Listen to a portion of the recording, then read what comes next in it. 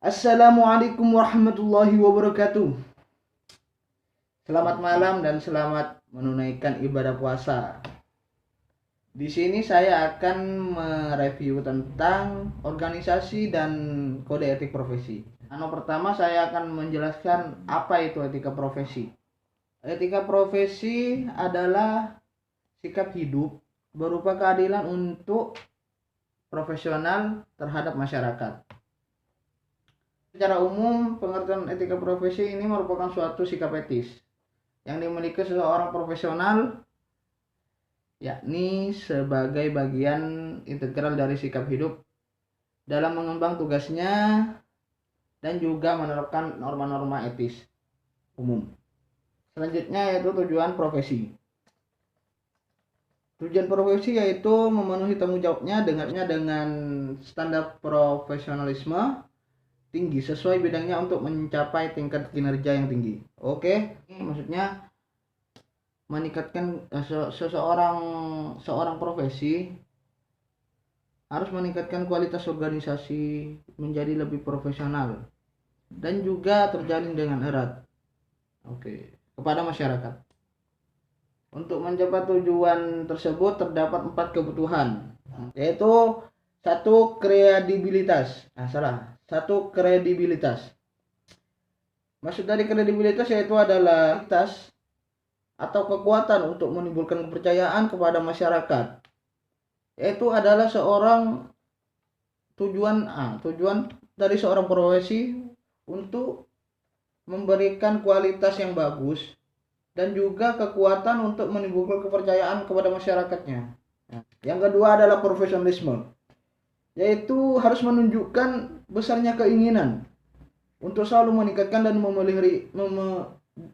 untuk memelihara image profesion melalui perwujudan perilaku profesionalisnya. Perwujudan ini dilakukan melalui berbagai cara, yaitu yang pertama dari penampilan. Seorang profesional harus berpenampilan menarik, yaitu seseorang akan terlihat profesionalnya dikarenakan seseorang memberikan penampilan yang menarik kepada masyarakat. Atau yang kedua, cara percakapan. Cara percakapan dari seseorang profesionalisme harus bagus untuk memberikan kata-kata untuk percakapannya. Dan ketiga, penggunaan bahasa. Dan yang keempat, hubungan dengan individu lainnya. Selanjutnya ada kualitas jasa. Dalam menjalankan tugasnya, seorang profesi harus mempertahankan kualitas jasanya dan harus bebas dari benturan kepentingan dan tidak boleh membiarkan faktor salah satu material yang diketahui atau mengalihkan pertimbangannya kepada pihak lain. Terakhir ada kepercayaan. Kepercayaan sangat penting bagi profesi. Hal ini menyangkut dengan perkembangan profesi, yaitu kepercayaan masyarakat akan berkurang apabila terdapat bukti ketidakprofesionalan seorang profesi. Oke, yang selanjutnya ada organisasi profesi.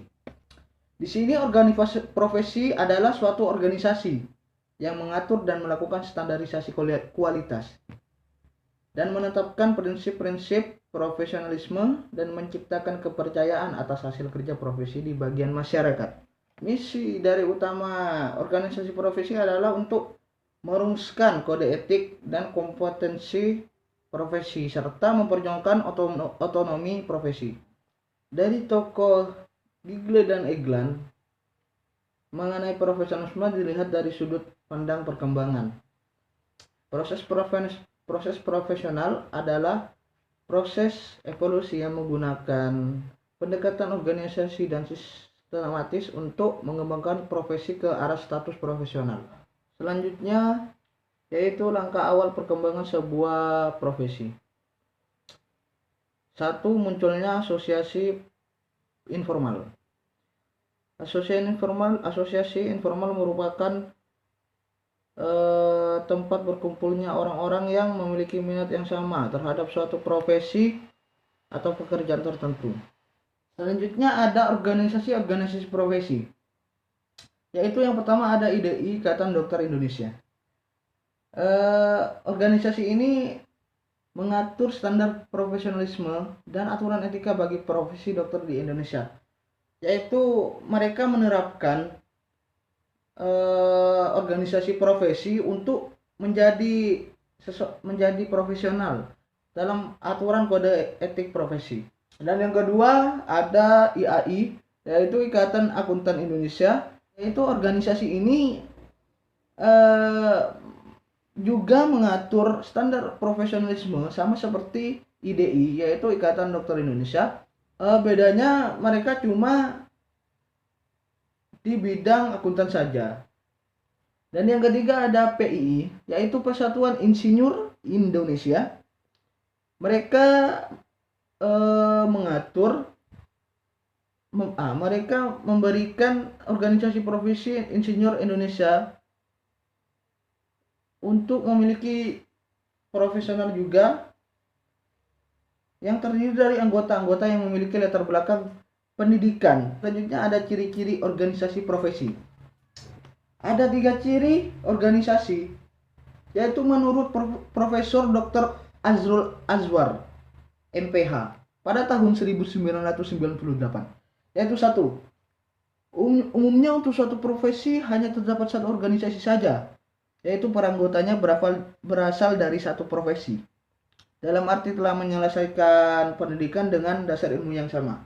Oke, dan yang kedua ada misi utama organisasi profesi untuk merumuskan kode etik dan kompetensi profesi serta memperjuangkan otonomi profesi. Oke, selanjutnya saya akan mereview tentang organisasi profesi TI di Indonesia. Di Indonesia sudah berdiri sebuah organisasi profesi di bidang komputer sejak tahun 18 April 1974 yang bernama IPKIN, yaitu Ikatan Pengguna Komputer Indonesia. Oke.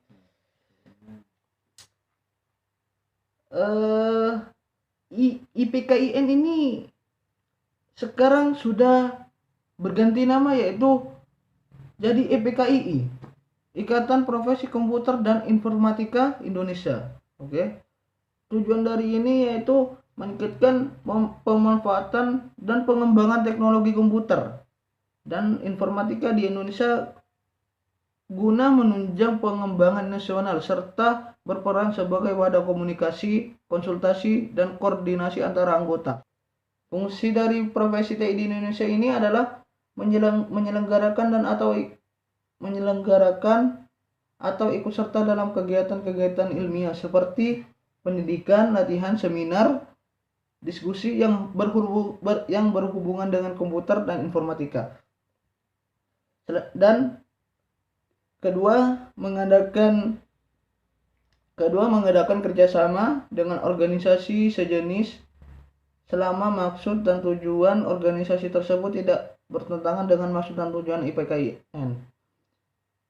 Ketiga, menghimpun, mengelola, dan mengembangkan bahan kepustakaan sesuai kemampuan yang ada. Yang keempat, menerbitkan buletin IPKIN, buku, majalah, jurnal, dan lain-lain untuk kepentingan keanggotaan maupun masyarakat umum. Selanjutnya, keanggotaan, yaitu keanggotaan dari organisasi profesi TI di Indonesia. Keanggotaan IPKIN terdiri dari 4 jenis, yaitu 1. Anggota biasa, yaitu perorangan warga negara Indonesia yang mewakili dirinya sendiri maupun yang disponsori oleh instansi atau perusahaan tempat bekerja setelah memenuhi persyaratan. Dan yang kedua ada anggota muda, yaitu anggota masyarakat yang tidak dapat memenuhi syarat salah satu kategori anggota, tetapi pekerjaan atau kesenangannya atau hobi yang memiliki berhubungan dengan bidang komputer dan informatika. Yang ketiga anggota kehormatan. Anggota kehormatan adalah anggota masyarakat yang dinyatakan berhak menjadi anggota kehormatan IPKIN. Yang keempat ada anggota perusahaan. yaitu anggota perusahaan adalah suatu perusahaan atau organisasi yang bergerak di bidang komputer dan informatika yang mendukung kegiatan IPKIN. Selanjutnya, kode etik profesi, yaitu kode etik profesi merupakan suatu tatanan etika yang telah disepakati oleh suatu kelompok masyarakat tertentu.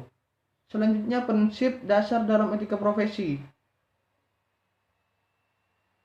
Prinsip dasar dalam etika profesi bermacam-macam ya. Ada 5 prinsip dasar, yaitu yang pertama ada prinsip tanggung jawab profesi, yaitu maksudnya setiap anggota harus senantiasa menggunakan pertimbangan moral dan profesional dalam semua kegiatan yang dilakukan, dan mereka harus bertanggung jawab penuh terhadap setiap profesi atau pekerjaan yang dilakukannya. Ya, profesi harus memiliki tanggung jawab yang besar ya untuk memberikan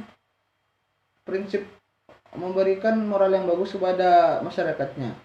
Dan yang kedua ada prinsip kepentingan publik, yaitu maksudnya setiap anggota berkewajiban untuk memberikan pelayanan kepada publik, menghormati kepercayaan publik dan menghormati kepercayaan publik, yaitu seorang profesi harus memiliki kepercayaan kepada publik dan juga menghormati. Yang ketiga ada prinsip integritas, maksudnya yaitu pelaku profesi harus menjunjung nilai tanggung jawab profesional dengan integritas tinggi untuk memelihara dan meningkatkan kepercayaan publik yang menggunakan jasa profesi. Yang keempat ada prinsip objektivitas, yaitu maksudnya pelaku profesi harus mengesampingkan kepentingan pribadi dalam menjalankan tugasnya. Dan yang kelima yaitu prinsip perilaku profesional, maksudnya setiap anggota harus berperilaku konsisten dengan reputasi profesi yang baik dan juga menjadi seorang profesi yang profesional. Oke, sekian dari saya yang sudah mereview organisasi dan kode etik profesi. Itu saja yang saya bisa review. Mohon maaf jika ada kata-kata yang salah. Dan saya juga masih belajar untuk memahami apa itu kode etik profesi. Oke, terima kasih sudah menonton video ini. Jangan lupa subscribe, like, and share, dan komen. Thank you.